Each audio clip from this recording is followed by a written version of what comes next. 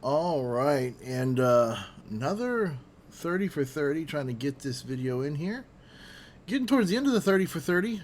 There will be some news coming out about that soon, about a continuation. But let's get into this. There's a video kind of, I guess you could say, going viral right now. Pretty funny.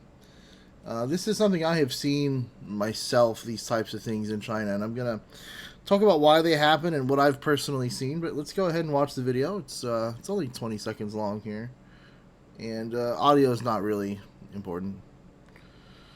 But yeah, what you see is a Chinese tourist in an airport.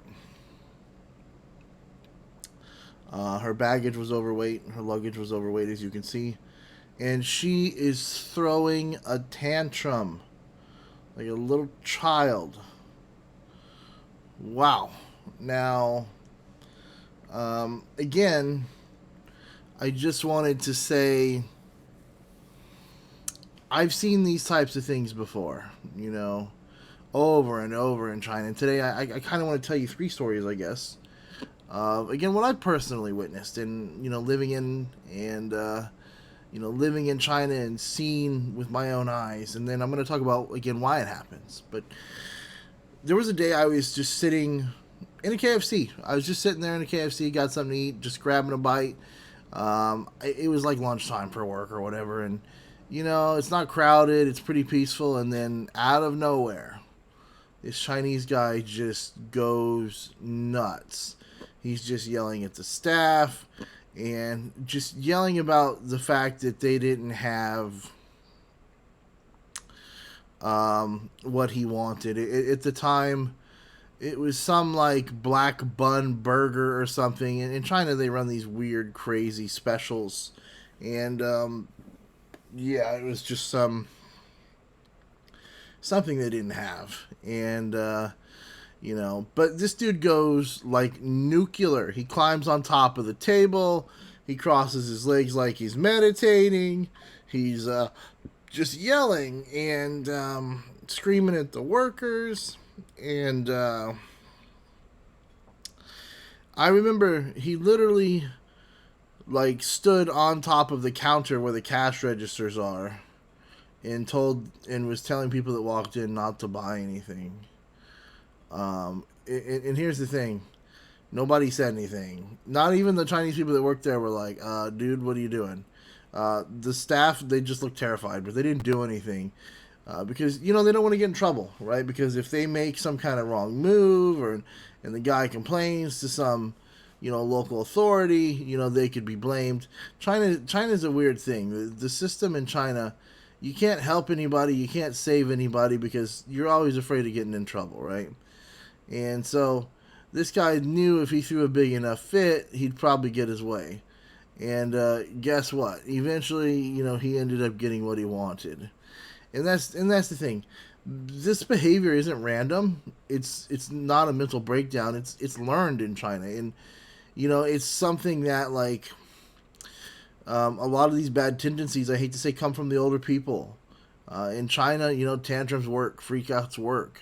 If you're loud enough, dramatic enough, unhinged enough, people will just give in to shut you up a lot of times because the system doesn't reward calm negotiation. It rewards power, appearances, and saving face. And when you grow up in a kind of system, this kind of becomes normal, right? That's why they have this little emperor syndrome thing where these kids will just do horrible stuff and the parents will still reward them. Another time, I just remember I'm at an airport and a family of Chinese tourists rolls up with a massive piece of luggage. And I mean, like, I don't even know how they sell luggage as big as this, but I remember they just opened their luggage, and the airline staff was just like, "Listen, that's not gonna fit on the plane, right?" And I'm like, I'm listening to it in line and everything, and they're like, "What do you mean?" And they're like, "Listen, it's too big," and like, you look at the size, and it's just unbelievable. And so they're just like taking stuff out, and on the floor they've got clothes and electronics, and just like in the middle of the floor, and people are just walking around it, and I'm like, geez, how could you just inconvenience the entire world over yourself? You know what I mean? Uh, you had to know that there's no way they're gonna accept that bag. You know what I mean? And just imagine that you're sitting there in the terminal and someone just unzips their bag and just lays everything out on the floor in protest. I mean, there was like a woman crying. There was her husband was like shouting, and the security guards there were just like all standing around. And the funny thing was, again, like they didn't really do anything. I was like, they didn't do anything. So, like, why don't, like, in America, if you cause a big scene at the airport, like, they'll arrest you first, and then they're gonna ask you questions later, but they're gonna arrest you first to stop you from making a big scene and causing issues. And again, it's like, why? Well, because the system, and the system in China, it doesn't matter, right? Because again, they always tell people, well, there's cameras everywhere, and there is, but like the police that are there don't enforce anything. If you can, break the rules in China, like China's a country with a lot of rules that are broken all the time, right? Because it's not really about following the law in China. It's about like who can push it the furthest, right? And really, the one thing that stuck with me was and I've told this story before too, but it's worth repeating. Like I'm on a bus, I'm headed home.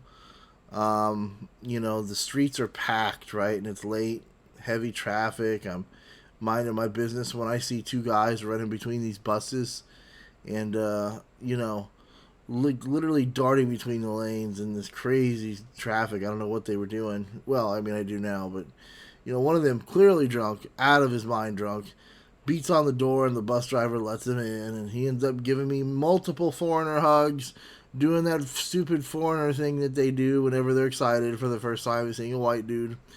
And he kept trying to buy me drinks, and his friend kept trying to give me money in the form of apologies, and I'm like, no, dude, like, it's okay. And it was crazy because you see stuff like this happen a lot in China. You know what I mean? Like I'd seen just the same story I'm telling you, like crazy drunk people, I've seen so many times in China. You know what I mean? Maybe the story's a little different, but I've seen different stuff happen a million times. So at that point I was like, dude, I don't even care. I just want to go home. But the drunk guy, he kept going for like an hour. It took like over an hour to get him off the bus. The police wouldn't come. Like nothing ever happened. They were just worthless. And eventually the guy got off the bus on his own, and I told the bus driver, I'm like, go! So he threw it in drive and drove off. But again, like in that system, it's just like, you have that embarrassed guy, and then you have the drunk guy. But it just taught me that, like, in China, there's no real consequences, for your behavior, when everything is about saving face instead of accountability.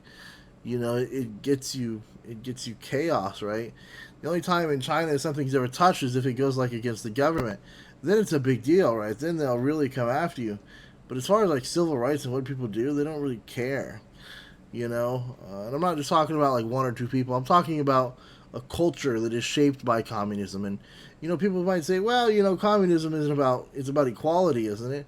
And sharing and all that type of stuff. And well, the answer is no. That's the lie in China, right? Communism doesn't mean equality. It means do whatever you have to do to survive and get ahead. And that mindset, it breeds selfishness. I've been elbowed by grandmas trying to cut in line. I've seen people literally push kids out of the way to get on a bus. I've watched full-grown men and adults, sprint to a buffet and literally start grabbing stuff with their hands, okay? And if you say something, if you see something like this happen and you make a video about it and you live in China, you're causing a scene. You're the one that'll end up being blamed for it. You know what I mean? It's just it's a backwards thing. And communism actually teaches people is that everything is a zero-sum game. If you get something, then I lose something. So I better push past.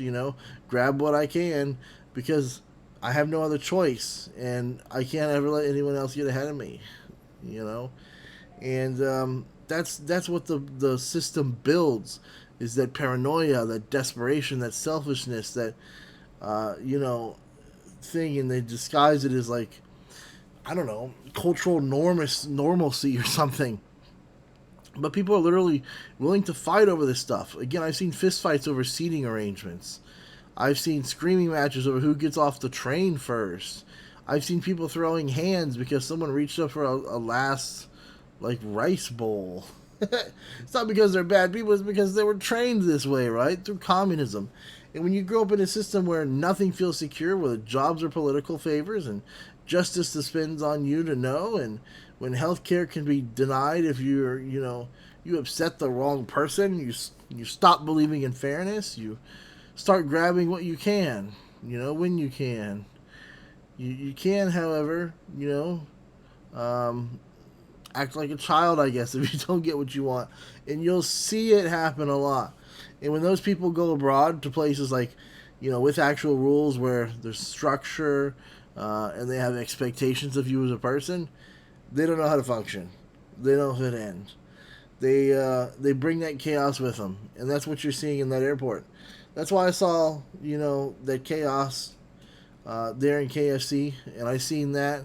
And I guarantee you, if they bring, if enough Chinese people come over to America, that don't speak the language, that are younger, eventually you're gonna see that. You're gonna see some Chinese person on top of a table freaking out over some chicken. Okay, and I'm a fat guy, so I know these things, right?